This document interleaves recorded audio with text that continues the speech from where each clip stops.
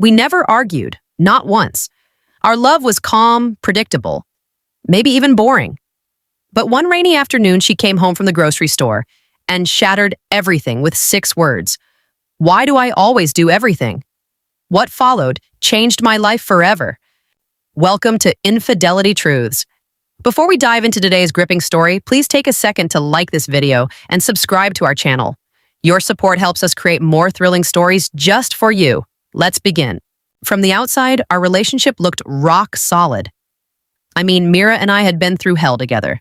Tight finances, personal losses, career setbacks, you name it.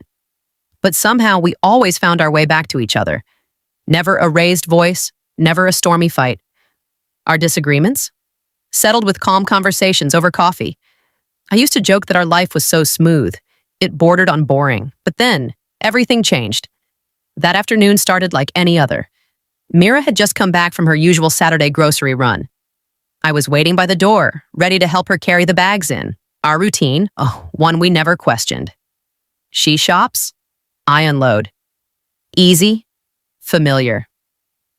But that day, she slammed the door behind her, her voice already raised before I could even say hello. "These damn bags, I nearly threw my back out," she barked. I blinked, taken off guard. "Hey, take it easy," I said, reaching out to hug her, hoping to settle her down. She pushed me away, tears shimmering in her eyes. "Why do I always have to do everything? For once, can't you just step up without me having to ask?" she shouted. Then, without another word, she bolted out of the house, leaving me there stunned and speechless.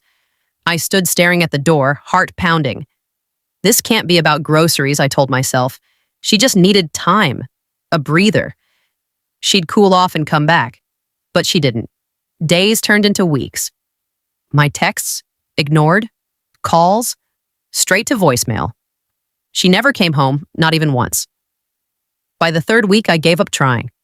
Then one afternoon, her best friend Talia showed up unannounced at my place. It had been over a month since Mira vanished, and seeing Talia's face didn't exactly bring comfort.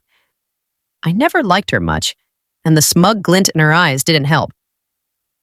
"Hey, Noah," she chirped. Too sweet. Too fake. "What do you want, Talia?"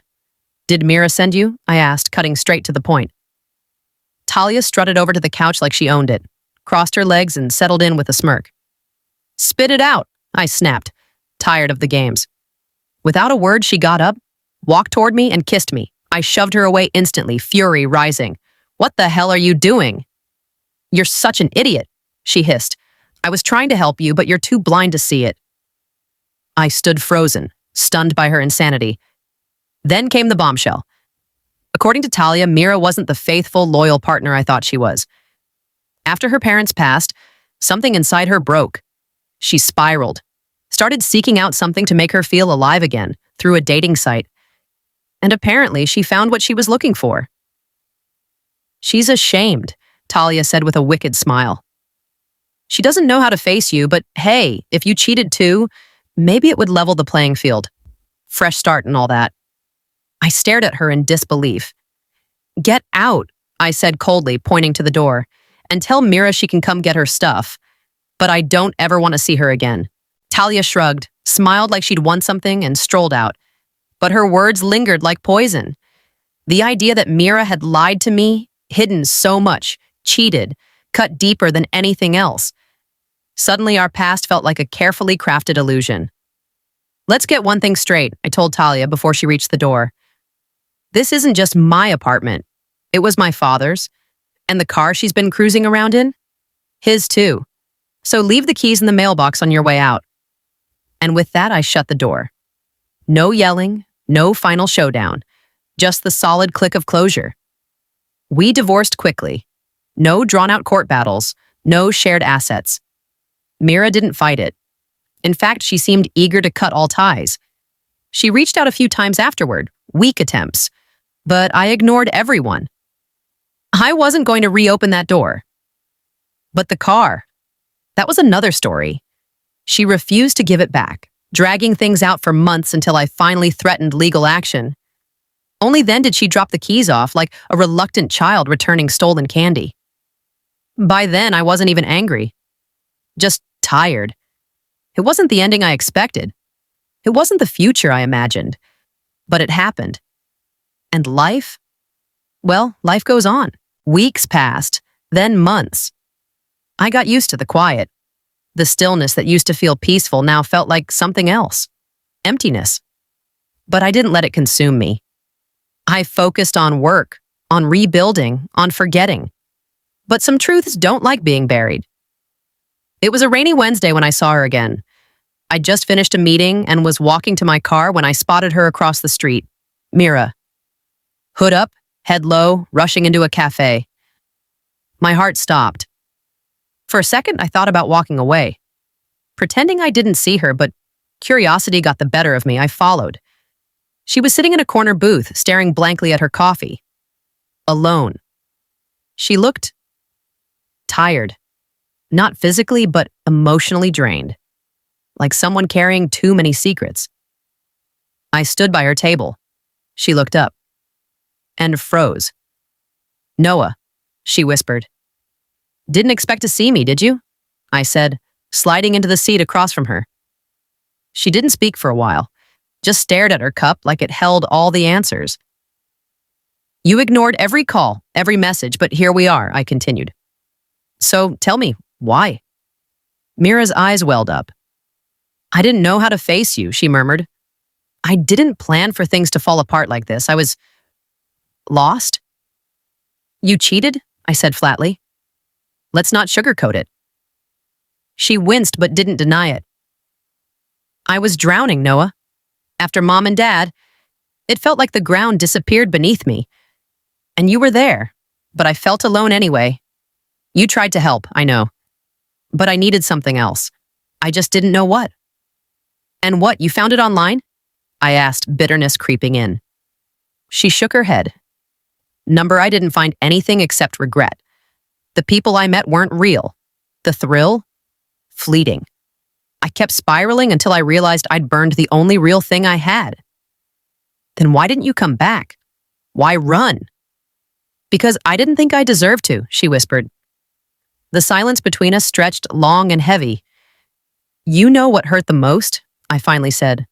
"Not the betrayal, not even the lies.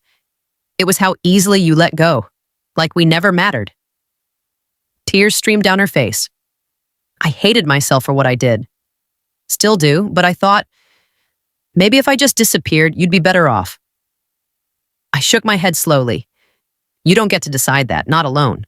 You should have talked to me. We could have faced it together, even if it meant ending things." She nodded.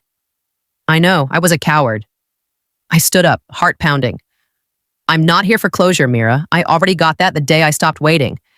But I needed to see it, see you, to understand." She looked up at me, trembling. Do you think you'll ever forgive me?" I paused. "I already did," I said quietly. "Not for you.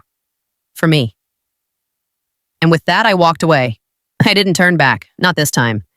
Because some stories aren't meant to be fixed. Some wounds don't need healing, they just need peace. And for the first time in months, I felt it. Being a father wasn't something I ever imagined would come wrapped in betrayal and regret. But life doesn't ask for permission before it rewrites your story. After Mira showed up with Ayla, everything changed. At first, I tried to keep it mechanical. Scheduled visits, polite texts, no lingering looks. I set boundaries. I meant it when I said Mira and I were over. But emotions don't follow rules, especially when you're rocking your daughter to sleep and catching glimpses of the woman who gave her life. We spent more time together than I intended. Pediatric appointments, first steps, late-night fever scares, and with each passing moment, the distance I fought so hard to keep began to shrink. Then came the night that changed everything. Again. It was Ayla's first birthday. Mira planned a small gathering, just close friends, a few neighbors, some balloons and cake.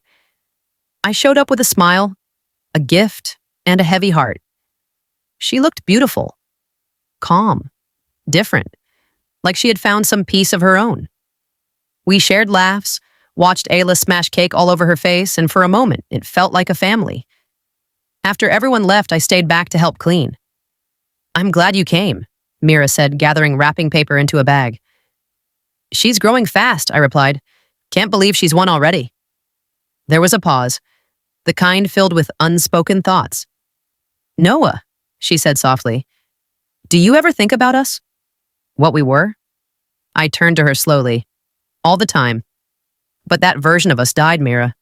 The moment you walked away and kept walking. I know. And I wish I could take it back. But I can't. All I can do is be better. For her, for myself. Maybe. For you someday. I walked over, met her eyes.